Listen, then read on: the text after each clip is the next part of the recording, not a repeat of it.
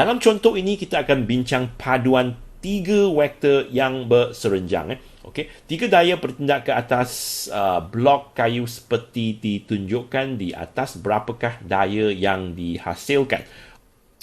Jadi di sini kita ada 3 daya. Kalau kita nak menggunakan kaedah segitiga atau kaedah segi empat selari, kita hanya boleh menggabungkan 2 vektor sahaja. Kita tak boleh menggabungkan 3 vektor. Bagaimanapun bagi ketiga-tiga vektor ini terdapat 2 vektor di mana arahnya adalah bertentangan. Okey. Jadi bagi vektor yang mempunyai arah yang sama dan arah yang bertentangan, kita boleh menyelesaikannya dengan senang sahaja. Okey. Kalau arah dia bertentangan, maka kita hanya menolak vektor yang kedua daripada vektor yang pertama. Di sini kita ada satu vektor 17 Newton, di sini 5 Newton. 5 Newton ni bertentangan dengan 17 Newton, maka kalau kita gabungkan kedua-dua daya ini, maka paduan vektor dia adalah 17 tolak 5. Okey. Jadi bagi kedua-dua daya ini, okey, gabungan dia adalah 17 tolak 5. Jadi 17 Newton tolak dengan 5 Newton ini sama dengan 12 Newton. Jadi hasil dia adalah 12 Newton ke kanan. 12 Newton ke kanan. Okay? Jadi selepas kita melakukan paduan vektor bagi daya 17 Newton dan 5 Newton ini, maka sekarang yang tinggal adalah vektor atau daya 5 Newton dan daya 12 Newton. Sebab kedua-dua ini sudah bergabung. 15 dan 17 ni sudah bergabung menjadi 12 Newton. Jadi di sini kita hanya ada 2 saja daya lah, okey, iaitu 5 Newton ke atas. Okey, 5 Newton ke atas dan 12 Newton ini ke kanan. Okey, sebab 17 Newton ini lebih besar daripada yang 5 Newton ini. Jadi kita ada satu daya paduan 12 Newton. 12 Newton ke kanan. Okey, jadi kalau kita ada 2 daya atau 2 vektor sahaja, maka kita boleh selesaikannya dengan menggunakan kaedah segitiga atau kaedah segi empat selari lah. Dalam kes ini saya sambungkan ekor kepada kepala. Ini bermakna saya nak guna kaedah segitiga lah. Okey. Jadi vektor paduan ini adalah daripada ekor ini sambung kepada kepala. Lepas tu label dengan 2 anak panah. Okey. Ini adalah daya paduan dia. Okey. Ya, daya paduan dia. Soalannya, berapakah daya yang dihasilkan? Kalau ditanya daya yang dihasilkan, daya adalah kuantiti vektor, maka kita perlu beri magnitude daya itu dan juga arah daya lah. Okey. Dengan menggunakan teorem Pythagoras, magnitude daya adalah sama dengan punca kuasa 2, 5 kuasa 2 tambah dengan 12 kuasa 2. Ini sama dengan 13 Newton. Jadi ini adalah magnitude dia. Arah. Okey, arah dia. Katakan arah yang kita nak gunakan adalah arah daripada ufukan. Okey, kalau arah daripada ufukan, ini dia lah. Okey, ya. Di sini kalau 5 Newton, sini pun 5 Newton. Sini pun 5 Newton sebab ini adalah 1/4. Katakan ini adalah alfa, maka arah dia alfa. Okey, alfa adalah sama dengan arc tangent, sisi pertentangan 5 dan sisi bersebelahan, sini 12 Newton. 12. Okey. Jadi ini sama dengan 22.62 darjah, ya. Okey. Jadi arah daya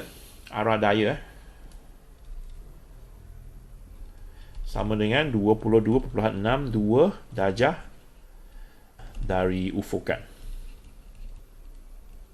Okay, dari ufukan.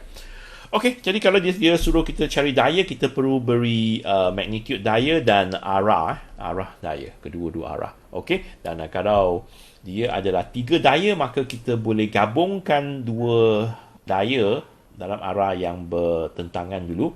Okey, lepas tu baru kita gabungkan dia dengan daya yang ketiga. Okey.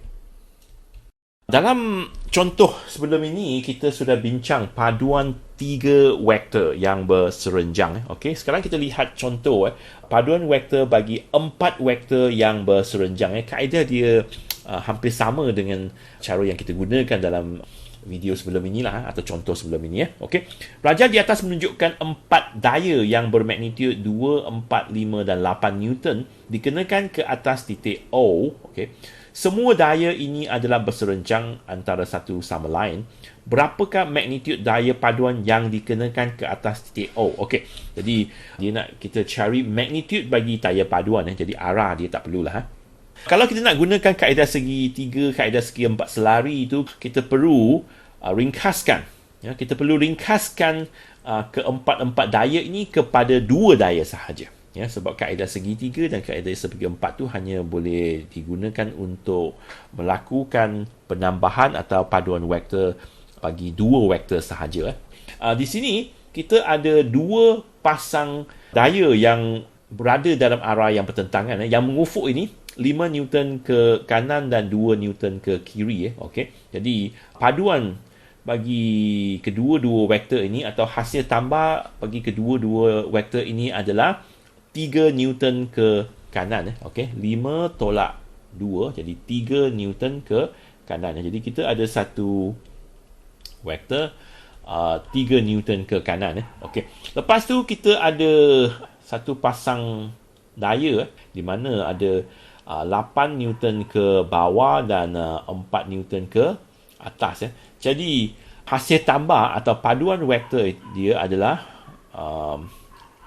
8 tolak dengan 4 itu 4 Newton ke bawah. Okey, dan ini adalah berserenjang. Okey. Jadi selepas kita melakukan penambahan bagi pasangan vektor yang berada dalam arah yang bertentangan, di sini kita ada 2 pasang, kita dapat meringkaskan gabungan 4 daya ini kepada gabungan 2 daya sahaja, iaitu 3 Newton ke kanan dan 4 Newton ke bawah. Lepas tu kita boleh menggunakan kaedah segi 3 lah, sebab saya sambungkan ekor kepada kepala. Okey, kaedah segi 3 dengan menggunakan teorem Pythagoras. Okey, katakan ini adalah F lah. Magnitud bagi daya F ini adalah sama dengan punca kuasa 2, 3 kuasa 2 tambah 4 kuasa 2. Okey, dan kita tahu bahawa ini adalah sama dengan 5 Newton lah. Jadi magnitud bagi daya paduan ini adalah 5 Newton. Okey, jadi di sini kita dapati bahawa kalau kita diberi lebih daripada 2 vektor atau 2 daya, 3 atau 4, okey, dan disuruh mencari magnitud dan arah bagi gabungan vektor itu, apa yang kita boleh lakukan adalah kita gabungkan daya yang berada dalam arah yang sama atau arah yang bertentangan dulu. Okey. Lepas tu baru kita menggunakan kaedah segi 3 atau kaedah segi 4 selari untuk mencari paduan vektor.